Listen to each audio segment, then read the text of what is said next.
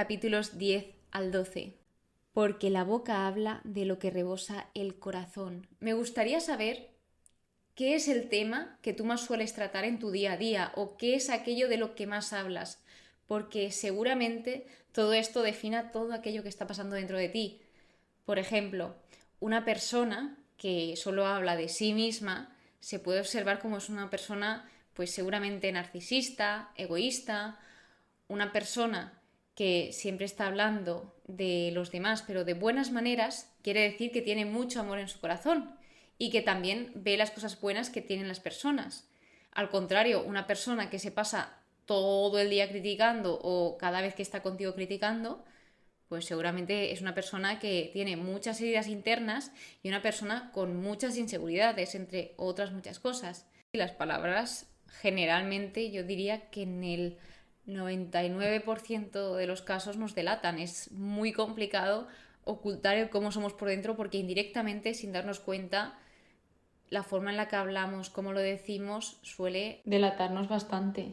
Estos capítulos del 10 al 12 hablan sobre todo de esa preparación que Jesús les dio a sus discípulos antes de enviarlos, porque un discípulo, un apóstol, es un enviado y Jesús, antes de mandarlos a predicar y a evangelizar, lo que hizo fue prepararles y decirles con todo aquello con lo que se iban a encontrar. Algo que él más destaca es: no temáis a los hombres, yo estoy con vosotros. O, por ejemplo, en el caso de cuando ellos tengan que hablar o defender su postura, que ellos no se preocupen porque el Espíritu Santo les dirá qué es aquello que tienen que decir.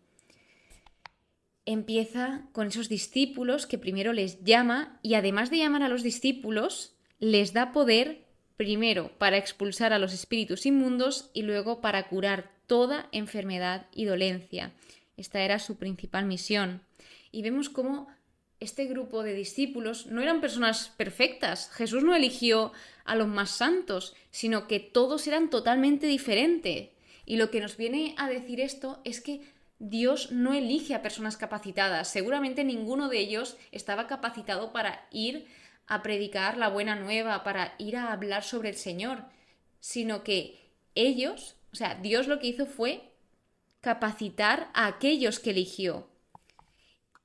Continúa diciendo sus nombres, empieza por Pedro, que esto es algo interesante porque no me había dado cuenta que cada vez que nombra a los apóstoles siempre en primer lugar está Pedro y el último está Judas. Los apóstoles fueron Simón Pedro y Andrés, Santiago de Cebedo y Juan, Felipe y Bartolomé, Tomás y Mateo el publicano, Santiago el de Alfeo y Tadeo, por último, Simón el cananeo y Judas el Iscariote, el que le entregó. Tal cual esto estaba escrito literal en la Biblia. Vemos cómo van en grupos de 2. Entonces, a los apóstoles no les envía solos, sino que van de grupos de 2 en 2. Ahí vemos también la importancia de formar equipo y de estar acompañados. Dirigíos a las ovejas perdidas de Israel. Las personas estaban muy desorientadas, no sabían hacia dónde ir. Cada persona les decía una cosa y estaban, pues realmente, una persona desorientada al final se encuentra mal. Gratis lo recibisteis, dadlo gratis. Sabed que yo os envío como ovejas en medio de lobos. Aquí es cuando les prepara para todo lo que venía, les prepara para las persecuciones. Sed prudentes, guardaos de los hombres, no os preocupéis de cómo o qué vais a hablar. No les tengáis miedo, pues no hay nada encubierto que no haya de ser descubierto, ni oculto que no haya de saberse. Todo se va a saber, aunque aquí en la tierra se pueden hacer trampas. En el cielo, en la eternidad, no se pueden hacer trampas. Todo se sabe, Dios todo lo sabe. Hasta nuestros secretos más ocultos, no nos podemos esconder de Dios. Temed a quien puede llevar a la perdición del alma y el cuerpo en la gehenna, en el infierno, no a quien mata el cuerpo. Porque, claro, el alma y el cuerpo son cosas totalmente diferentes. Y una persona puede matar el cuerpo, pero no puede matar el alma. En cambio, a lo que se ha de temer es aquel que puede acabar con el alma de una persona. Algo que se observa en el Antiguo Testamento es que Dios siempre solía mandar esas palabras de aliento que las personas necesitaban. Y en este caso está Jesús alentando a sus discípulos.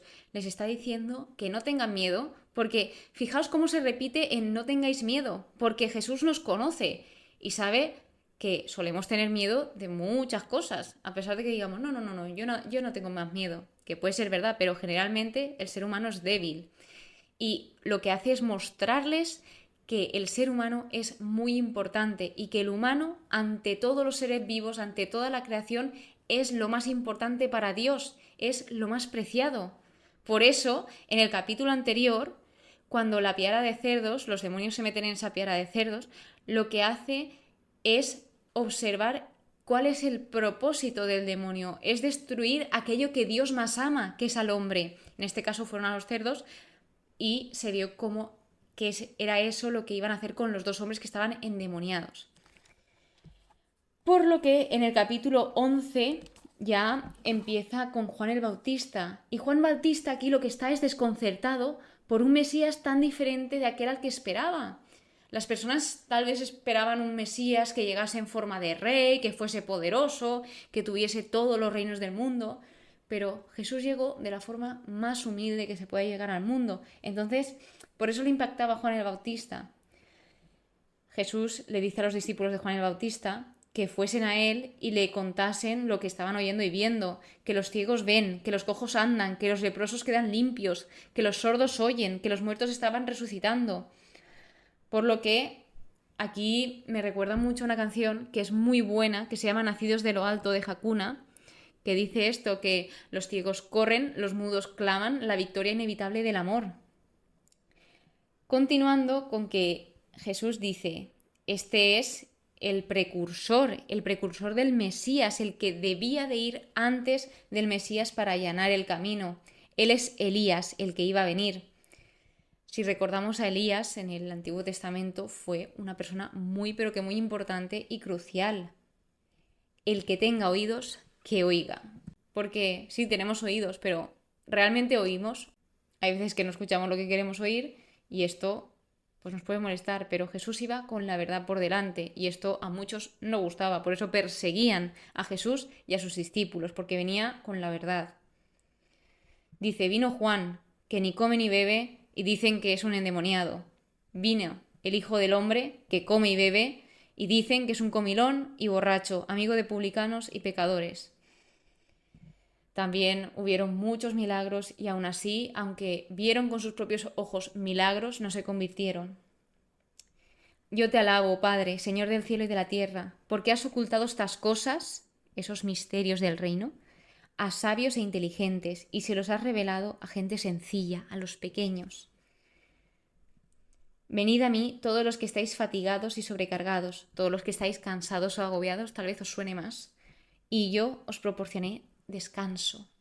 Jesús viene a quitarnos las cargas, todo aquello que nos pesa. A mí, en cuanto a la confesión, me encanta esta imagen de que la confesión es como una mochilita.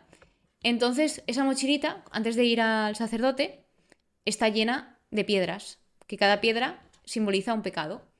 Entonces, cuando tú vas a confesarte, cada pecado que le vas contando al cura va descargando esas piedras hasta que la mochila se queda mucho más ligera, como dice aquí. Aprended de mí, soy manso y humilde de corazón, mi yugo suave y mi carga ligera.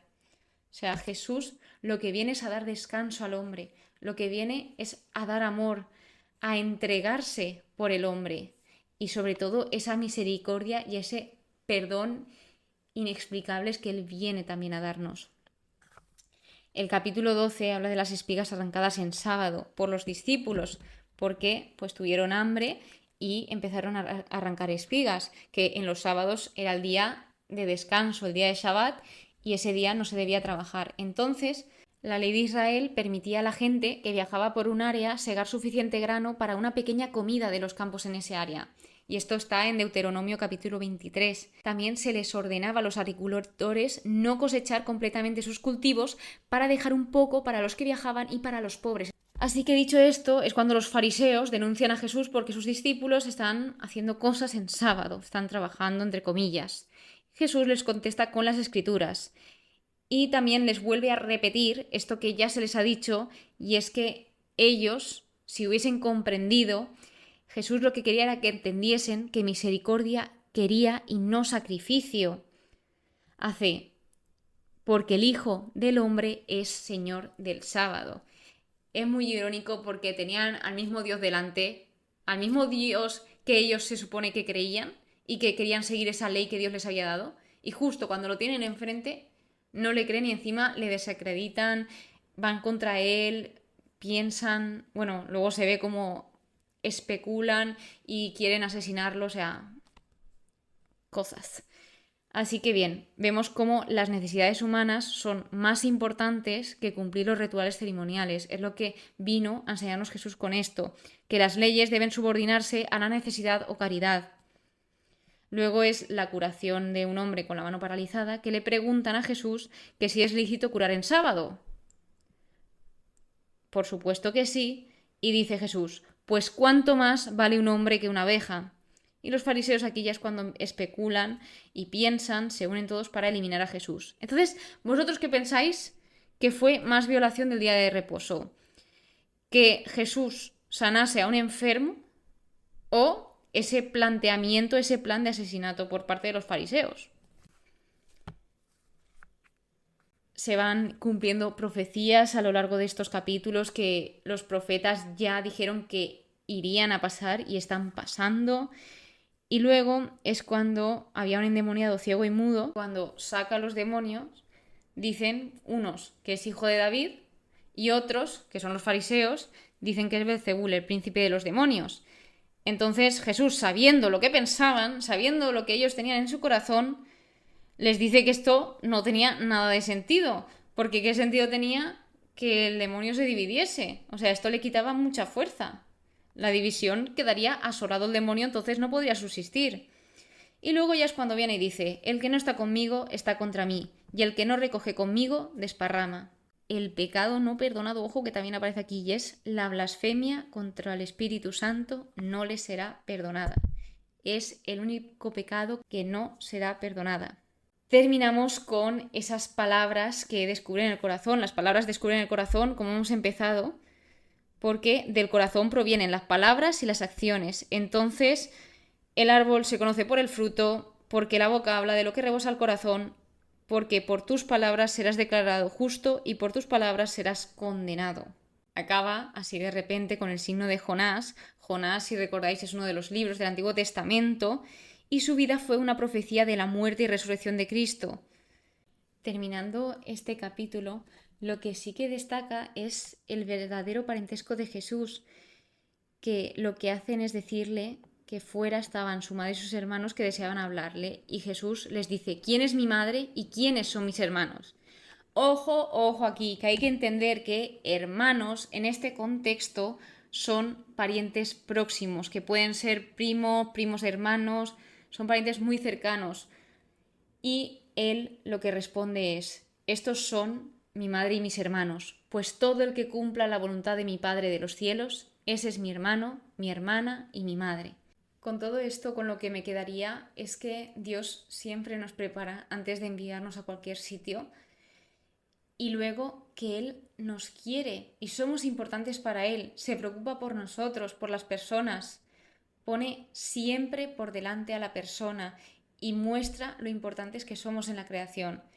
Y bueno, es que es precioso el cómo dice que por esas palabras nuestro corazón es descubierto, porque es la verdad.